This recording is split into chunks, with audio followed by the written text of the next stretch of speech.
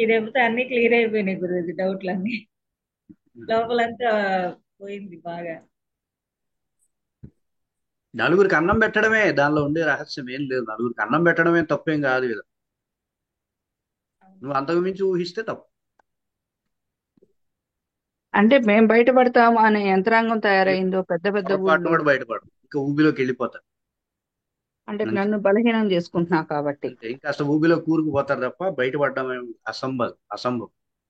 నిన్ను మరి నమ్ముకున్న ఋషుల్ని అంత నిన్ను నమ్ముకున్న ఒక ఇది జ్యోతిష్యుడు, ఓ పూజారి, ఒక ఒక పౌరోహితుడు, ఒక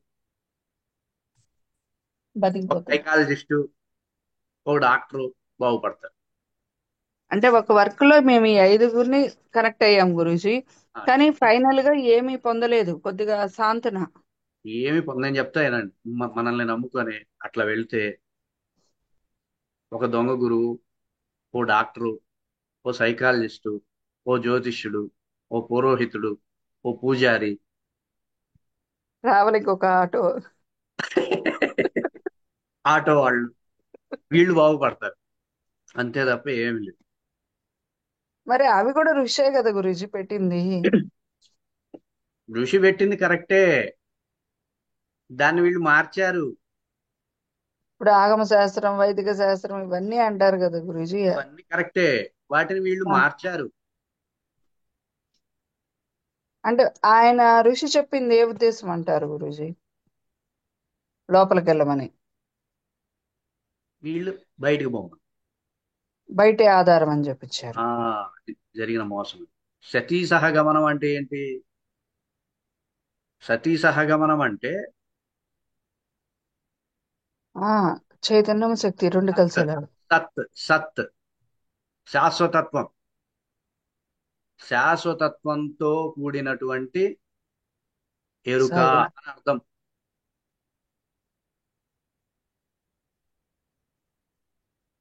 ప్రజ్ఞానార్థం.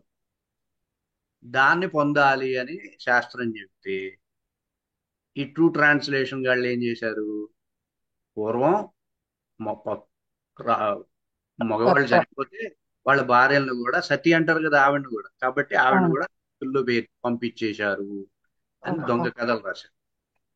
ఆ దొంగ కథలు రాస్తే ఆ దొంగ కథల్ని నిజంగా చెప్పేవాళ్ళు కొంతమంది తయారు. నిజంగానే జరిగిన మేము చూసాము, మేము ఉన్నాం అన్నట్టు చెప్పేవాళ్ళు తయారయ్యారు. పెద్ద మనుషుల్లాగా తయారయ్యి. అక్కడ జరిగింది ఏంటి? పూర్వం రాజులు భార్యలు ఉండేవాళ్ళు, యుద్ధాలు జరిగేవి. రాజుని చంపేసేసి ఎక్కడ వీళ్ళని వాళ్ళు తీసుకెళ్తారన్న ఉద్దేశంతో వాళ్ళంతట వాళ్ళు ఆత్మహత్య చేసుకుంటారు. ఉహుహు. ఇంకేం చేస్తారు? ఇంకేం చేస్తారు వాళ్ళు? ఇంకేం చేయగలరు ఆ సమయంలో? చెప్పండి. అంటే వాళ్ళకి బానిసత్వం కాలేక తన్ని తను అర్పించుకుంది స్త్రీ. అంతే, వాళ్ళు అగ్నిలో. అట్లా చేశారు. అది రాజరికం అది. దాన్ని పట్టుకొని సామాజిక ఎవడైనా పసిపిల్లల్ని, చిన్నపిల్లల్ని ఎవరైనా చితులు పడేస్తారా? ఆ, అసలు విడ్డూరమా? సెన్స్ ఉంది ఎవరికైనా? కన్నతండ్రి ఏం చేస్తుంటాడు? ఊరంత ఊరంత ఊర్లో వాళ్ళకి పిల్లలు ఉండరా? ఉంటారు. ఇవన్నీ, ఈ సాహిత్యం అంతా బ్రిటిష్ వాళ్ళ సాహిత్యం. ఉహు.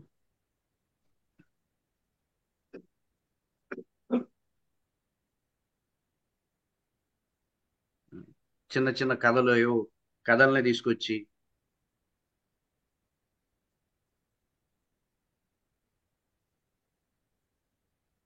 అంటే పసిపిల్లలకి విచ్చ- పెళ్లిళ్ళు చేశారు. పసిపిల్లలకి పెళ్లి చేశారు. పసిపిల్లలకి ముసలోళ్ళతో పెళ్లిళ్ళు చేశారని ఎక్కడుంది? ముసలోళ్ళతో పెళ్లిళ్ళు చేశారని చెప్పి కథల్లో రాస్తారు. ఉమ్, మగవాడు కూడా పసిపిల్లోడే. బాల్య వివాహం అంటే రాముడికి ఎంత వయసు? 13 ఏళ్ళు, 14 ఏళ్ళు. ఈవిడికి ఎంత వయసు? 11 ఏళ్ళు, 8 ఏళ్ళు, 9 ఏళ్ళు. అలా చేశారు పెళ్లి. బాల్య వివాహాలంటే పూర్వం బాల్య ఉమ్, వివాహాలు జరిగేవి. జరగడం ఉమ్, వల్ల చాలా మంచిది బాల్య వివాహం. ఉమ్. అర్థమవుతుందా? ఎలా అంటారు గురుజీ? ఎలా అంటే ఇప్పుడు ఒక అమ్మాయిని, ఒక అబ్బాయిని 12 ఏళ్ళు, 11 ఏళ్ళప్పుడు పెళ్లి చేశారు అనుకోండి. వాడి ఆ అమ్మాయి వీళ్ళిద్దరు స్నేహితులుగా ఉంటారు కొంతకాలం. ఉమ్, అవునా కదా? ఉమ్. ఆడుతూ. స్నేహితులుగా ఉంటారు, స్నేహితులుగా ఉండే అవకాశం ఉంటుంది. ఈ అమ్మాయి మనసు వాడికి అర్థం అవుతుంది, వాడి మనసు ఈ అమ్మాయికి అర్థం అవుతుంది. కలకాలం ఉండడానికి అది పెద్ద బీజం అవుతుంది. అవునా కాదు? ఉమ్. ఆ ఉద్దేశంతో చేశారు అట్లా.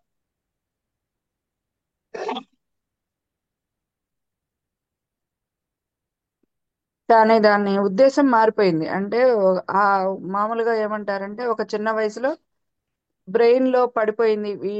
ఇతను ఈమె నా బాధ్యత, అతను నా బాల్య బాధ్యత. వివాహం అంటే, బాల్య వివాహం అంటే ఇద్దరు చిన్న పిల్లలే. ఒకడు ఉమ్. పెద్దోడు అయ్యుండి ఒకడు చిన్న, ఇట్లా ఉండదు బాల్య వివాహం అంటే.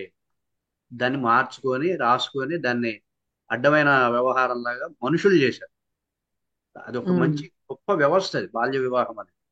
ఇద్దరు పసిపిల్లలకి, ఈ అమ్మాయి 10 ఏళ్ళు 9 ఏళ్ళు ఉంటే 10 11 ఏళ్ళు ఉంటాయి, ఈ అమ్మాయికి ఏమి తెలియదు. ఆడు 12 13 ఏళ్ళు ఉంటే వాడికి ఏమీ తెలియదు. ఇద్దరికి పెళ్లి చేస్తారు. పెళ్లి అనేది వాళ్ళకి తెలియదు, కానీ ఉమ్. ఇద్దరు స్నేహంగా ఉంటారు. ఇద్దరు మనసు విప్పి మాట్లాడుకుంటారు, ఇద్దరు కలిసి ఉంటారు. దానివల్ల ఏమవుతుంది, ఒక 7 8 సంవత్సరాల వాళ్ళు, ఇక ఒక 4 5 సంవత్సరాలు అవ్వగానే యుక్త వయసు వచ్చేస్తుంది కదా. అర్థమవుతుందా? ఒక అర్థమైంది. ఒక ఇంట్లో ఒక చెల్లి ఉంటే ఎంత సామరస్యంగా అతను ఉంటాడో, అంత సామరస్యంగా ఆ అమ్మాయి కూడా ఒక కుటుంబ వ్యక్తిలాగా తయారైపోతుంది ఆ టైంకి. ఒక కుటుంబంలో మనిషిలాగా అయిపోతుంది. అవునా కాదు? అవును. అది కాన్సెప్ట్ అక్కడ. అందుకనే 90 ఏళ్ళు వచ్చినా 100 ఏళ్ళు వచ్చినా భర్తనే ఎక్కువగా ప్రేమించడం, భర్తతో పాటు ఉండడం అనేది పూర్వం జరిగింది. అర్థమవుతుంది. భర్త గురించి పూర్తిగా తెలుస్తుంది, ఈవిడ గురించి ఆయనకి పూర్తిగా తెలుస్తుంది. అట్లాంటి ఒక గొప్ప వ్యవస్థ అది. నేనేం బాల్య వివాహం ఇప్పుడు చేయాలని చెప్పట్లేదు, కానీ ఆ టైంకి బాల్య వివాహం అనేది పర్ఫెక్ట్, అది సెట్. అది సంఘంలో సమాజంలో దురాచారాలు జరగకుండా ఉండడానికి అది ఒక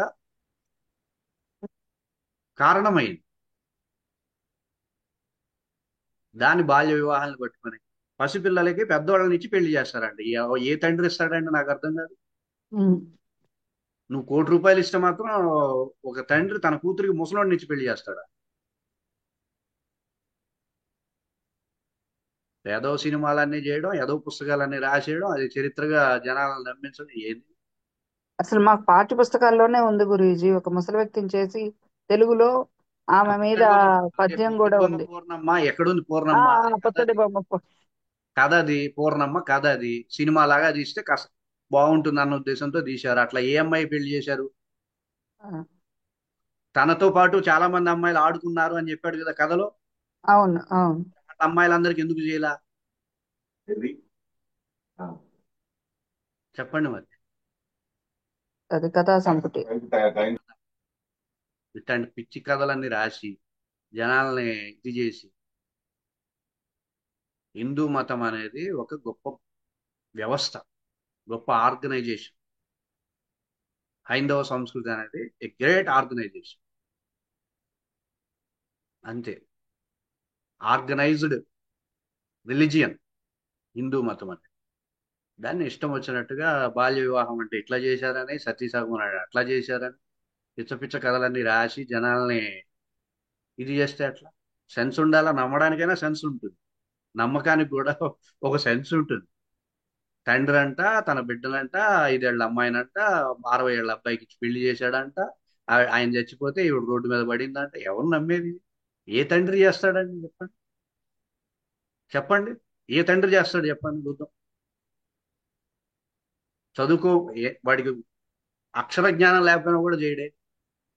ఉమ్. ఇట్లాంటివే మనం నమ్మేది. అదే ఇలాంటివే. గురూజీ. ఏమీ జరగలేదు, అట్లాంటివి ఏమీ జరగల. అలాంటివి జరిగే అవకాశమే లేదు. వీళ్ళందరూ పుస్తకాల్లో కథల్లో రాసి ఇట్లా చేస్తున్నారు అంతే. ఉమ్. బాల్య వివాహాలు ఉన్నాయి. బాల్య వివాహాలు అంటే ఇద్దరు చిన్నపిల్లలే. ఇద్దరు చక్క చిన్నపిల్లలండి. ఏమైంది అనుకోవట్లేదా? రేపు ఆ, నా 6 ఏళ్ల పిల్లాడు రే ఈయన నువ్వు పెళ్లి చేసుకోవాలి అనట్లేదా మనం? రేపు అంటున్నాం. పొద్దున్న నీ బావ నిన్ను పెళ్లి చేసుకోవాలని చిన్నప్పుడు అనట్లేదు, వాళ్ళ చేత అనిపించట్లేదు. అవునా కాదు? అవును. మరి 12 ఏళ్ళు రాగానే నీ బావే నువ్వే పెళ్లి చేసుకోవాలి అని వాడిని అంటాం, వాడిని అట్లానే ఎక్కిరిస్తాం. ఏముంది అందులో? సో ఇవన్నీ కూడా హిందూ మతాన్ని ఏదో అనాలి కాబట్టి ఏది ఎక్కడైతే పనులు ఉంటాయో అక్కడే రాళ్ళు పడతాయి.